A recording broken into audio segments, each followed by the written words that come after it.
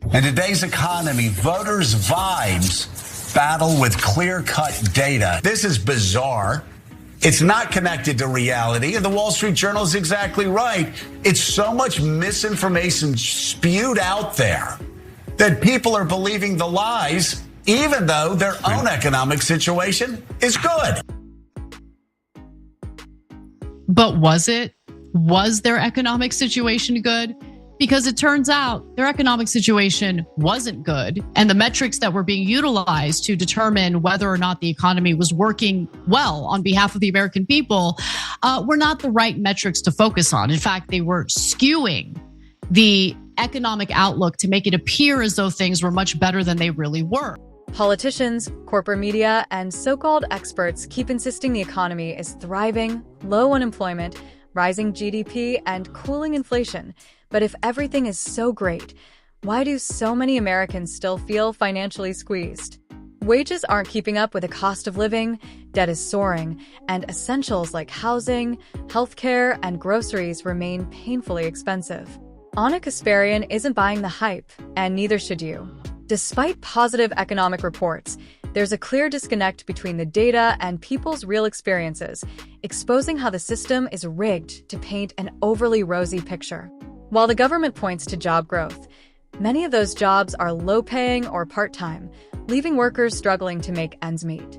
Inflation may have cooled, but prices haven't dropped, meaning families are still paying more for less. By breaking down the real numbers behind wages, unemployment, and inflation, this video reveals why voters are frustrated and why ignoring economic reality is a political disaster waiting to happen. We've seen sort of like it's like this missing puzzle piece a lot of times, or even though we're getting positive information about the economy, voters still don't feel good. If people just feel bad, even if the metrics are telling us things aren't bad, does it feeling bad hurt Harris just because she has been in this administration for the last 4 years? In today's economy, voters' vibes battle with clear-cut data. This is bizarre. It's not connected to reality, and the Wall Street Journal is exactly right. It's so much misinformation spewed out there that people are believing the lies, even though their own economic situation is good. But was it? Was their economic situation good? Because it turns out their economic situation wasn't good. And the metrics that were being utilized to determine whether or not the economy was working well on behalf of the American people were not the right metrics to focus on. In fact, they were skewing the economic outlook to make it appear as though things were much better than they really were. And Democrats called it a vibe session and accused people of not understanding how good they had it when Joe Biden was president. So let's get to the details of what was really the case. So look, if you go by the traditional economic metrics, unemployment rate was at a mere 4.2% in November. Real GDP rose 12.6%. Productivity improved, and inflation fell from 7.2% in June of 2022 to 2.4% in November of 2024. But Eugene Ludwig, who's the chair of the Ludwig Institute, he named the institute after himself, didn't he?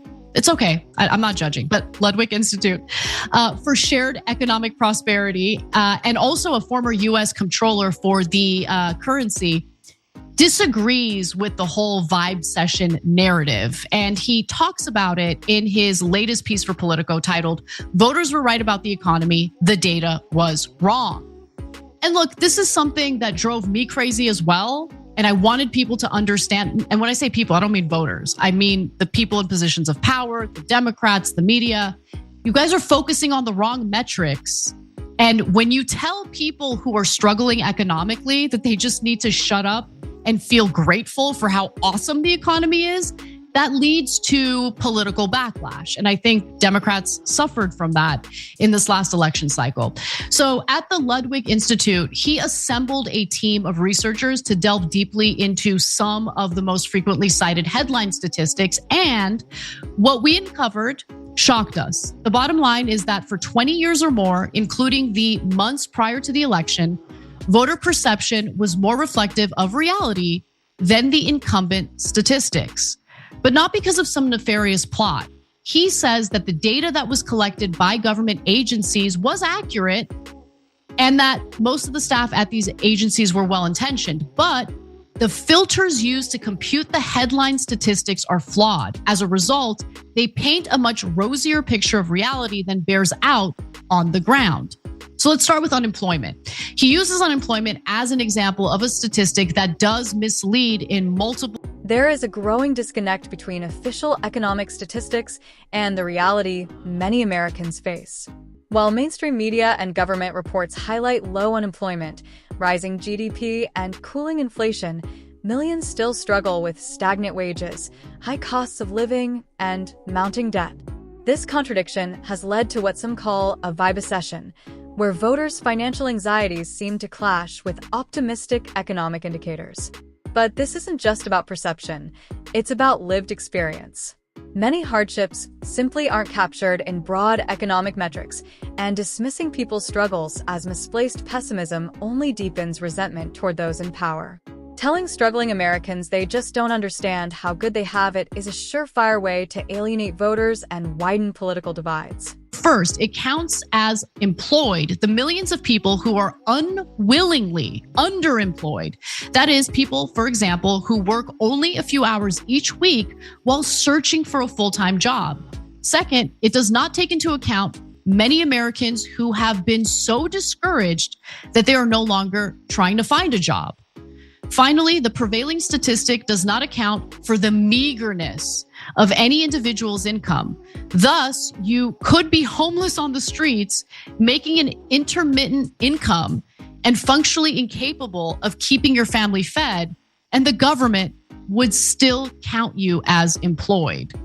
So that's how the statistics get skewed. And I have more examples that were provided in this excellent piece that I highly recommend you guys all read. But John, I want to stop and get some comment from you. Yeah, I think it's super interesting. I think it, as you pointed out, like, you use the metrics you have, but you should also always be hoping that they will be the best. You should be updating them and all that. And it's sort of, for years we've gone back and we've said, like, very often these analyses will focus on like whether the stock market is doing well, which is an indicator of the economy, but also pointless for people who don't have any stocks. Like, it's what do you include in your equation is super important. And so they should definitely update that. What the Biden administration could have done is, at the very least, so long as those metrics, even if flawed, are consistent over time, you could potentially talk about improvement. But don't tell people, like to what Joe Scarborough was saying, regardless of whether you think the metrics are good or not, it's hardly a good strategy in any event to tell people that they're wrong about their perception of their own economic situation. Like, how the hell could that possibly ever work? That said, there is definitely a component of how people feel about the economy that isn't 100% about their own raw evaluation of their own condition. And we can see a version of that play out basically every time power switches hands. I mean, you've probably seen the charts where like people's evaluation of whether the economy is good, like Democrats after Trump won, it nosedove, and for Republicans, it went up. They didn't suddenly get richer. I mean, Elon Musk did, a few of them did, but most Republicans didn't get richer, but now they suddenly think the economy is better, even though it's from one day to the next. Now, you have to dive into all that. You have to see what they think about their own condition, what they think about their area, and also the country at large. And with all the money they have flowing in these campaigns, they should be able to do all of those and tailor their messaging to fit. Yeah, and look, I will say this. After a newly elected president gets inaugurated, the partisans and hyper-partisans who supported that party that is represented by the president are gonna have, they don't wanna say anything negative, right? They're so elated that they're going to support and say glowing things about the economy because they wanna support the guy they voted for. But I think an important indicator of how Americans, including Democrats, were feeling were the polling that ended up showing how terrible Democratic voters were feeling about their economic situation while Biden was in charge. And so it was frustrating to hear from members of the media and Democratic politicians who just kind of brushed that off and pretended as though these were people who didn't know what they were talking about and the economy is great. And by the way, I think part of the problem is, especially in Congress, we're talking about so many millionaires who are so disconnected from what Americans are experiencing on the ground. And I think that disconnect makes it difficult for them to message about what the reality is, right? Or even acknowledge what the reality is. And by the way, if you filter the statistic to include unemployed people who can't find anything but part-time work or who make a poverty wage, roughly $25,000 a year, the unemployment rate or the percentage is actually 23.7%. That is insane. That's insane. So think about that and compare it to the mere 4.5% unemployment rate. In other words, nearly 1 of every 4 workers is functionally unemployed in America today. Hardly something. At the heart of the issue is how economic data is collected and reported. The unemployment rate, often used as a key measure of economic health, overlooks millions of underemployed and discouraged workers. If you're working a few hours a week but desperately seeking full-time employment, the government still considers you employed. If you've stopped looking for work because opportunities seem non-existent, you're simply excluded from the data. In November 2024, the official unemployment rate was reported at 4.2%. But when factoring in part-time workers seeking full-time jobs and those who have given up searching, the real unemployment rate jumps to 23.7%, meaning nearly 1 in 4 American workers is functionally unemployed. This is an economic crisis disguised by misleading statistics. Wages are another area where the numbers fail to reflect reality. The government reports a median income of $61,900, but this only includes full-time workers, ignoring part-time employees and job seekers. When all workers are factored in, the true median wage drops to $52,500, revealing that Americans are actually earning 16% less than official figures suggest. This distortion allows politicians to boast about wage growth while millions struggle, often working multiple jobs just to stay afloat.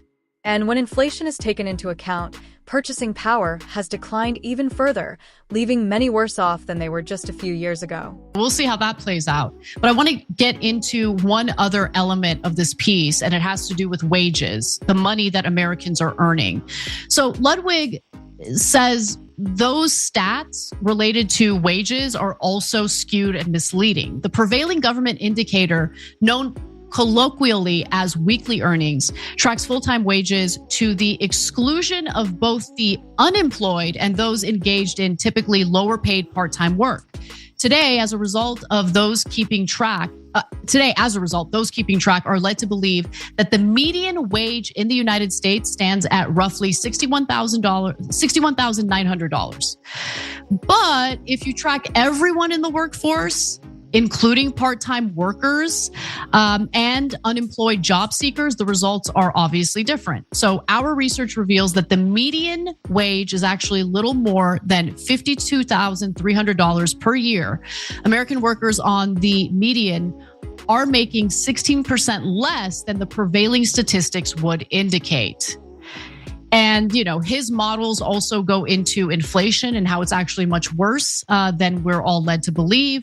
So please read this piece. It's in Politico and it's excellent. And it's one of the rare instances where someone actually took the time to be real about what Americans are experiencing with our economic situation. And it feels good to be heard, to be seen, because I think a lot of American workers have been ignored, neglected, and made to feel crazy over what they have experienced. For politicians, particularly Democrats, ignoring voter concerns about the economy has proven to be a costly mistake. Many Democratic leaders and media figures have insisted that the economy is improving and that voters simply don't appreciate how good things are. But this condescending approach has only alienated those struggling to pay rent, afford groceries, or find stable jobs. It's no surprise that many Americans, including Democrats, have expressed deep dissatisfaction with the economy under the Biden administration. When leaders dismiss real economic pain as a misunderstanding, they lose credibility, and voters start looking elsewhere for leadership. A major part of the problem is that many politicians are disconnected from the financial struggles of ordinary Americans. In Congress, where millionaires make up a significant portion of lawmakers, economic hardship is often an abstract concept rather than a daily reality. It's easy for wealthy politicians to claim the economy is booming when they aren't affected by skyrocketing rents, medical bills, or grocery costs. But for the working class, these issues are very real, and when political leaders fail to acknowledge them, they fuel distrust and voter resentment. If policymakers and the media want to regain public trust, they must stop relying on outdated and misleading economic indicators. The way we measure unemployment, wages, and inflation needs reform to better reflect the realities of everyday Americans. It's not enough to point to GDP growth or a low unemployment rate while millions struggle to get by. Real economic success should be measured by whether people can afford to live comfortably, provide for their families, and build a secure future, not just by how well the stock market is performing. A recent Politico analysis highlights how flawed statistical models paint an overly optimistic picture of the economy while failing to capture the struggles of those left behind. This kind of honest assessment is crucial for meaningful conversations about economic policy. Americans don't want to be told they're wrong about their financial struggles. They want real solutions. Until politicians start addressing these challenges head-on, they shouldn't be surprised when voters reject their feel-good narratives at the ballot box.